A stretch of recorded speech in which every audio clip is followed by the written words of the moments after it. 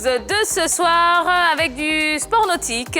Le Vendée Globe 2020-2021 constitue la 9e édition de l'événement de course au large à la voile le plus excitant de la planète. Le départ pour les 33 concurrents engagés a été donné le 8 novembre dernier en baie des Sables d'Olonne. Épreuve majeure du circuit IMOCA, elle est courue en solitaire, sans assistance et sans escale, à bord de monocoques de 60 pieds. La 3 vous propose tous les samedis, après les matchs de l'English Premier League, 12 résumés hebdomadaires des différentes étapes de cette nouvelle édition. Cette course dure environ 80 jours sur une distance de 43 000 kilomètres.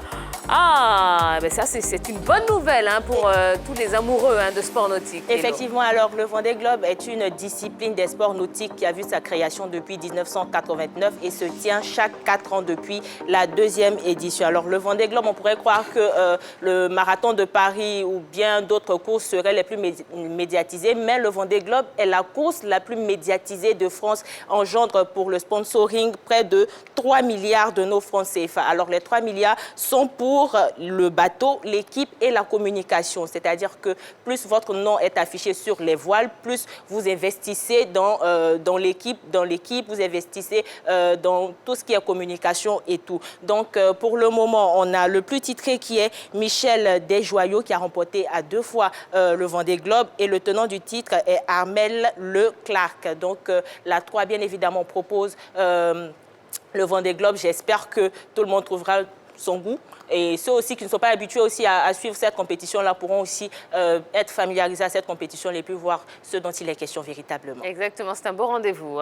Bien sûr, et puis il faut savoir au niveau du classement, le pointage, le trio de tête que je vais vous donner, Alex Thompson est en tête actuellement. Il est suivi de Thomas Rian et Chali Dalin complète le trio de tête, c'est-à-dire complète le podium. Et puis qu'est-ce qu'il faut savoir? Aucun des participants ne peut embarquer une personne sur son bateau en cas d'urgence. Mais le concurrent secouru est déclassé. Si vous avez besoin d'une assistance et que voilà, vous bénéficiez de cette assistance, forcément, vous êtes déclassé. Vous ne faites plus partie du classement. Même si vous décidez de poursuivre la compétition, à la fin, vous ne serez pas classé. Ensuite, les navigateurs ne peuvent plus mettre un pied à terre, mais ils peuvent, en cas de problème, retourner au Sable d'Olonne, c'est-à-dire à l'endroit où le coup d'envoi a été donné. Mais il faut respecter une limite de 10 jours après le départ. Et puis, il est enfin impossible de bénéficier d'une quelconque assistance médicale ou technique. Le cas échéant, le navigateur est également déclassé. Terrible. Alors, c'est une compétition d'endurance, c'est une compétition qui demande une forte préparation. Chaque 4 ans déjà, c'est vrai, je ne vais pas dire que les règles sont assez rigides. Ce sont des règles. Je pense que tous ceux qui décident de participer à cette compétition acceptent de s'assujettir à ces différentes règles. C'est une épreuve véritablement magnifique. On voit le nombre de sponsors qui ne cesse de croître. Et je pense qu'au fil des ans, cette épreuve-là va damer le pion à bien d'autres épreuves dans le même registre. Absolument. Allez, on poursuit avec de l'athlétisme. Oui, Côte d'Ivoire, la fédération enregistre un excédent. La Fédération ivoirienne d'athlétisme a tenu son assemblée générale ordinaire au titre de la saison 2019-2020 le samedi dernier à l'INJS. On note un bilan positif, un bilan financier positif avec un excédent de 10 621 380 francs CFA. À cela s'ajoute 6 995 400 francs CFA que le ministère des Sports doit à la FIA au titre du préfinancement des compétitions internationales. Au niveau des résultats sportifs, elle a récolté 17 médailles, dont 7 en or, 8 en argent et 2 médailles de bronze, contre un total de 58 médailles lors de la saison 2018-2019. En plus du bilan financier qui est très positif, il y a aussi le bilan moral qui l'est également, notamment en raison de la crise sanitaire. Malgré cette présence de la maladie à coronavirus, la fédération a pu organiser plusieurs compétitions, notamment le championnat national d'athlétisme qui s'est déroulé du côté de l'INJS. Les athlètes aussi ont également bénéficié d'une bourse présidentielle à l'image de Aouré, Muriel Aouré, et 4 bourses olympiques pour Talou, pour Ua Wilfried, pour Sissé et pour Meïté Ben Youssef, et puis un bilan qui a eu l'assentiment des 36 clubs présents. Alors l'AG s'est achevé par l'adoption du programme annuel 2021 et du projet de budget plutôt estimé à 103 497 328 francs CFA. Donc, c'est dit que, voilà, malgré la maladie, c'est une fédération, c'est l'une des rares fédérations à quand même résister à cette crise-là et qui a fait quand même de très belles choses, notamment avec les trophées, surtout les bourses qui vont permettre à nos athlètes quand même d'aller s'aguerrir, je dirais, dans des pays un peu plus performants ou plus outillés. Ben, moi, j'ai un souci d'interprétation généralement avec les états financiers de certaines fédérations. On est dans un pays où les activités de ces fédérations-là, quand on les regarde, doivent être beaucoup plus étendues. Donc, quand une fédération fait un excédent budgétaire, c'est vrai, sur le plan comptable, sur le plan du rapport, on peut trouver c'est excellent, mais il y a toujours une explication. Vous l'avez dit, Henri Jo, ils ont mené des activités qui sont arrivées à leur thème, mais j'estime que bien d'autres choses auraient pu être faites avec cet argent. On espère que l'année prochaine, on aura beaucoup plus d'activités, on aura beaucoup plus de suivi des athlètes. Et derrière ceux que nous connaissons qui aujourd'hui sont les fers de lance de l'athlétisme ivoirien, on verra beaucoup de jeunes émerger grâce à cette organisation qui est en train d'être mise en place et qui génère assez de fonds. Il faut féliciter cette fédération pour ce qu'elle fait, pour cet excédent, pour ce bénéfice au niveau de l'argent qu'elle gagne, mais il faut l'inviter à redoubler d'efforts parce que dans le bilan qui a été dressé par la fédération, on constate que cette année, on a gagné 17 médailles. Par contre, l'année dernière, on en a gagné 58. Donc, il y a au moins 41 médailles. Il n'y avait pas de compétition. Il y avait pas de compétition.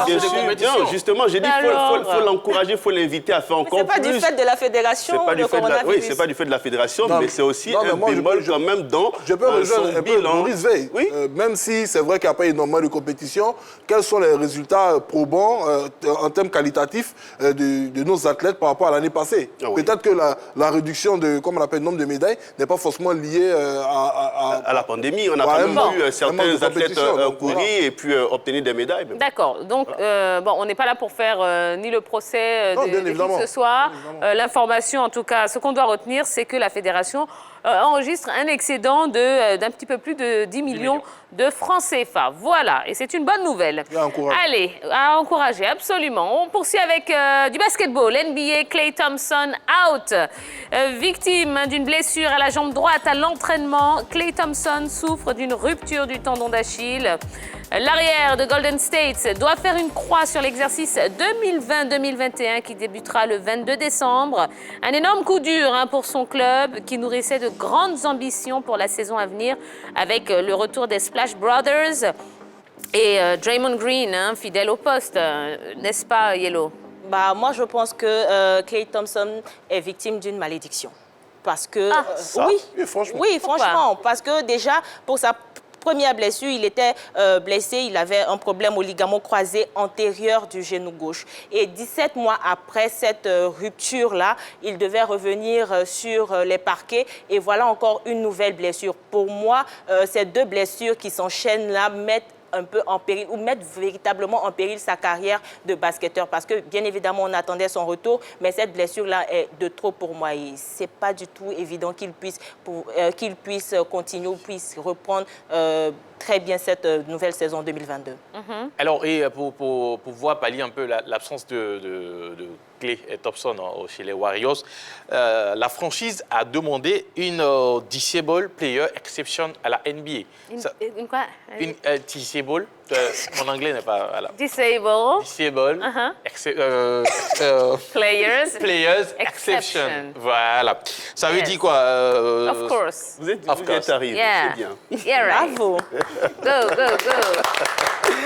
Alors, l'exception donne au club une flexibilité supplémentaire en matière de dépenses. C'est-à-dire, la NBA doit permettre ou va permettre à Golden State de recruter un autre joueur. Et en ce sens, il y a plus de 5 milliards disponibles pour recruter. Mais ça sera, je ne pense pas que ça pourra faire l'affaire des Golden State Warriors parce qu'on sait tous que au niveau des franchises, quand même, il y a ce duo-là qui mène un peu, je dirais, toutes les équipes vers le haut.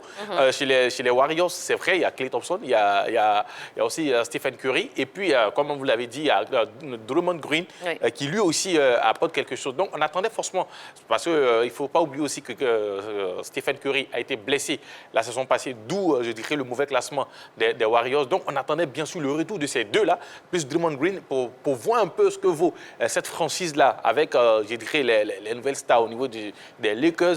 Malheureusement, on va attendre 2022 parce qu'avec cette blessure-là, il est out pour la saison et c'est vraiment, vraiment dommage pour cette franchise des Golden State. Bien, très bien. On poursuit avec de la boxe. Floyd Mayweather de retour sur le ring. Oui, Floyd Mayweather va sortir de sa retraite à 43 ans. La superstar américaine s'apprête à remonter sur le ring. Ce sera en février prochain lors d'un événement organisé à Tokyo. Son adversaire n'est pas encore connu, mais ce combat promet déjà d'être le clou du spectacle du show Mega 2021 qui aura lieu dans l'enceinte géante du Tokyo Dome, au cœur de la capitale japonaise. Bon, bonne nouvelle quand même pour tous les fans de Floyd Mayweather. Oui, c'est une excellente nouvelle. D'autant plus que, c'est vrai, c'est comme une mode ces derniers temps. On a Mike Tyson qui doit croiser Roy Johnson Jr. et Floyd Mayweather, après 50 combats, 50 victoires, a décidé tout simplement de reporter les gants pour se retrouver à 43 ans sur le ring. La question que je me pose aujourd'hui, c'est de savoir si il veut forcément terminer avec une défaite. Peut-être qu'il recherche quelqu'un à même de pouvoir le battre pour pouvoir définitivement ranger ses gants. Parce qu'on se pose la question de savoir qu'est-ce qu'il va revenir faire sur le ring. Quel est l'enjeu? Voilà, quel est l'enjeu réel sur un plan sportif? Parce qu'on ne va pas parler de l'action caritative, comme on appelle... Non, c'est un combat d'exhibition. Voilà, des gains qui vont être peut-être donnés à des œuvres caritatives. Il a eu 50 victoires en 50 combats. Ben, aujourd'hui, il y a 3 noms qui se dégagent. Il y a Manny Pacquiao, son éternel rival. Ouais. Il y a Errol Spence, qui est tenant de la ceinture sur les WBC, IBF, et Terence Crawford sur les WBO. Donc, ce sont les 3 noms qui se dégagent. On attendra de voir le dénouement de cette information, savoir au-delà du lieu qui sera l'adversaire de Floyd Mayweather. Mr. Money, comme on le baptise du côté du pays de l'oncle Sam, n'était plus remonté sur les rings depuis le 31 décembre 2018. Je crois que ce combat est plutôt pour rechercher des gains. On se rappelle bien de son combat avec McGregor en 2017 où il avait gagné beaucoup d'argent. Et cette fois-ci, j'ai le sentiment que c'est bis repetita qu'il veut essayer de rééditer du côté de Tokyo. On attendra de voir combien d'argent il va gagner dans ce combat-là parce que c'est quelqu'un qui aime beaucoup le fric. Oui, mais en a-t-il vraiment besoin? Parce qu'on sait quand même que... mais apparemment, il semble être insatiable, il n'est jamais rassasié. Là où peut-être je suis d'accord avec Jean-Philippe, c'est au niveau de l'adversaire. Si peut-être Manny Pacquiao, oui, mais Terence Crawford, s'il s'amuse, il va prendre sa première défaite de sa carrière parce que le jeune américain, il est très... Il est fougueux. Il est fougueux, il est très en forme. Et si est plus jeune aussi. Si c'est lui qui a choisi, à l'âge... Attention, mais c'est un dur à cuire quand même. Mais pour un combat d'exhibition, je ne pense pas qu'il y ait des enjeux sportifs. C'est que de l'argent parce que, selon la presse, il gagnerait près de 40 milliards de francs CFA juste pour ce combat-là. Donc, pour moi, c'est qu'un choix financier que sportif. Qu'on le batte ou pas, lui, il empoche son argent et puis il part. Au-delà du financier, quand même, je dirais c'est un palmarès qu'il faut défendre. Oui. Voilà. C'est un palmarès qu'il faut défendre. Et puis aux États-Unis aujourd'hui, on a envie de voir, je dirais, qui domine véritablement, je dirais, cette catégorie des welter. Vous pensez qu'à 43 ans, il est encore parmi les... Non, on compte encore sur lui. Ils aiment les comptes qui se terminent souvent de manière dramatique. Ça, on le sait au niveau des États-Unis. Ils veulent avoir quelqu'un à travers lequel ils pourront identifier celui qui a fait tomber Floyd Mayweather. Peu importe l'âge de ce dernier, peu importe comment on appelle la manière dont cela s'est passé, peu importe le contexte du combat, ils veulent savoir qui a été capable de faire tomber Floyd Mayweather. Bon, eh bien en tout cas, on verra, on sera fixé. Ce sera en février prochain. Si vous voulez y assister, allez jusqu'au Japon, messieurs, dames. C'est pas la porte à côté. On poursuit avec du cyclisme. Prix Chantal Biard. Cissé Isiaka sur le podium de la 2e étape.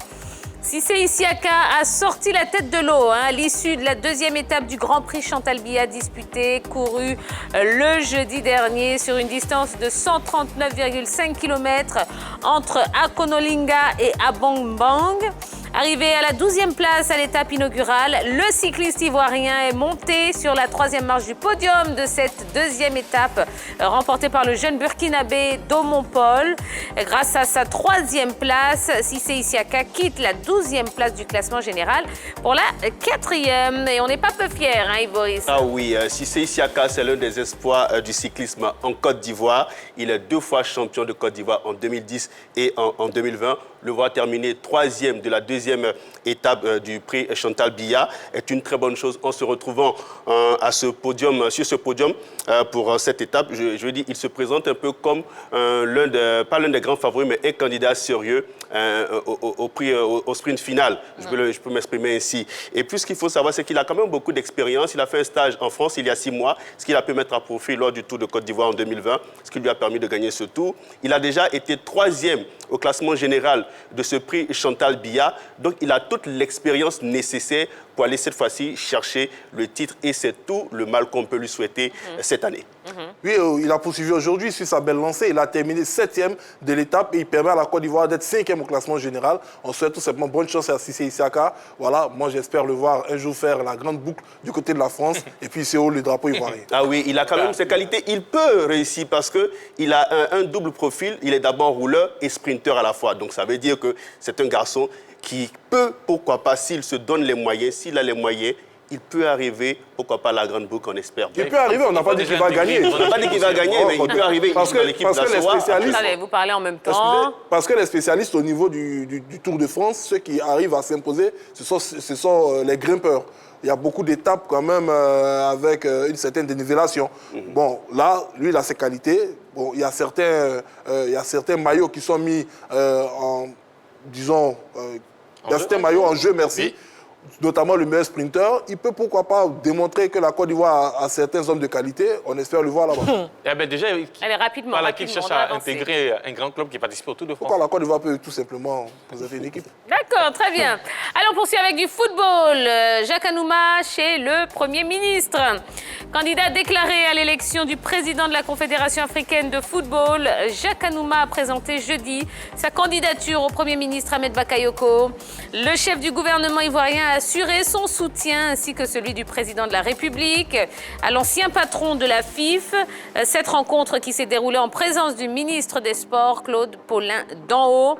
L'élection du président de la CAF est prévue pour le 12 mars 2021 au Caire, en Égypte. Jean-Philippe. Comme le disait le président Ahmad Ahmad, le président de la Confédération africaine de football est un véritable diplomate. C'est un chef d'État bis sur le continent africain. Et le président Jacques Anouma ne pouvait pas briguer la tête de la Confédération africaine de football sans la bénédiction, au-delà de sa fédération, celle de la Côte d'Ivoire, sans la bénédiction des plus hautes autorités de ce pays. Il a donc effectué ses déplacements auprès du Premier ministre qui lui a assuré son plein soutien ainsi que celui du président de la République et du gouvernement ivoirien dans sa démarche pour espérer devenir le futur président de la Confédération africaine de football. Je trouve que c'est une très bonne démarche. Pour une fois, il a tout le soutien nécessaire pour aller dans cette bataille. Et j'espère simplement que sur un plan diplomatique, la Côte d'Ivoire permettra à Jacques Anouma d'avoir le maximum de voix, surtout en Afrique de l'Ouest, où il est en compétition avec le président de la Fédération sénégalaise de football, Augustin Senghor, et légèrement, puisque la Mauritanie a quitté l'UFOA, avec le président de la Fédération mauritanienne de football. Yaya. On espère trouver une entente pour permettre au président Jacques Anouma d'être le candidat unique de cette zone et pourquoi pas permettre à la Côte d'Ivoire de pouvoir obtenir ce Graal, le président de la Confédération africaine de football. Eh bien, en tout cas, nous, on le soutient haut et fort. Hein, Jacques Anouma, ce serait formidable pour le football ivoirien.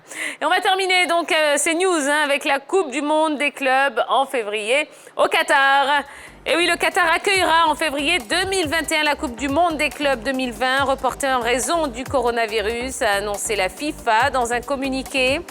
Avec l'introduction de protocoles stricts et la reprise des compétitions, le dernier club participant sera désigné fin janvier 2021, permettant ainsi de déterminer le programme du tournoi de février. C'est la deuxième fois que le Qatar va accueillir cette compétition après 2019 remportée par Liverpool. Et puis actuellement, la FIFA étudie la possibilité de permettre aux supporters du pays hôte de pouvoir assister à cette compétition. Jusqu'à présent, on connaît que 2 équipes qualifiées pour cette compétition, notamment l'équipe du pays hôte, notamment Al Douail Club, et puis c'est-à-dire celui qui a remporté la Qatar Star League la saison passée, et puis qui est encore l'équipe du Bayern de Munich qui a remporté la Ligue des Champions. Donc on attend Européenne, les autres. il faut la jouer. Oui, la Ligue des Champions européenne. On attend aussi le vainqueur sur le continent africain. Voilà, puisque la finale n'était pas encore jouée. Donc voilà, on attend tous ces vainqueurs-là pour voir, comme vous l'avez dit, le calendrier final de cette compétition. Une évidence, ça va être un Égyptien. Et bien sûr, Ça, on le sait. Al-Ali et Zamalek. Zamalek. Voilà. Mais ce qu'il faut savoir, c'est que l'équipe la plus titrée de cette compétition, c'est le Real Madrid avec 4 titres en 2014, 2016, 2017 et 2018, et bien évidemment. Et je crois qu'on délocaliser, je appelle ça comme ça, délocaliser cette compétition du côté du Qatar, c'est une manière de tester un peu les installations du Qatar par rapport à la Coupe du Monde 2022 pour voir si cette équipe, si ce pays est prêt à organiser cette Coupe du Monde. Eh bien, on attendra de voir ce que ça va présenter, mais c'est une très bonne chose, je trouve. Alors, pour toujours parler du Qatar, la Super Coupe d'Afrique n'aura pas lieu au Qatar. Ça a été annoncé aujourd'hui. Voilà, et ce sera plutôt en Égypte. C'est une bonne nouvelle, à mon sens. C'est une très bonne nouvelle. C'est bien. Voilà. Très bien.